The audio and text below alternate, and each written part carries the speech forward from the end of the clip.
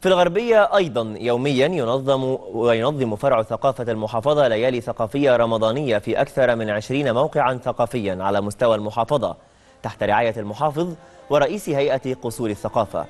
وقال مدير عام فرع ثقافة الغربية جابر سركيس إن الفعاليات الرئيسية تقام في مقر نادي المعلمين بمدينة طنطا، بالإضافة إلى فعاليات في مدن وقرى تتضمن أنشطة ثقافية ودينية، منها أمسيات شعرية وعروض فنية وإنشاد ديني، إضافة إلى ورش مسرحية.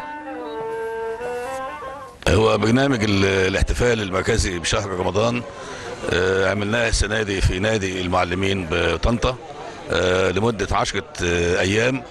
في نفس هذه الأيام وبعد هذه الأيام فيه برنامج أيضا بينفذ في عدد من القرى بمحافظة الغربية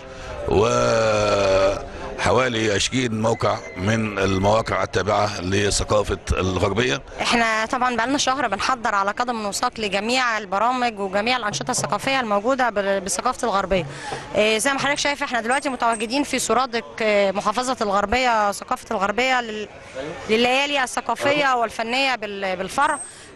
بيشمل محاضرات وندوات وعروض مسرحية وفقرة لاكتشاف المواهب ومسابقات دينية وعروض فنية لجميع فرق ثقافة الغربية.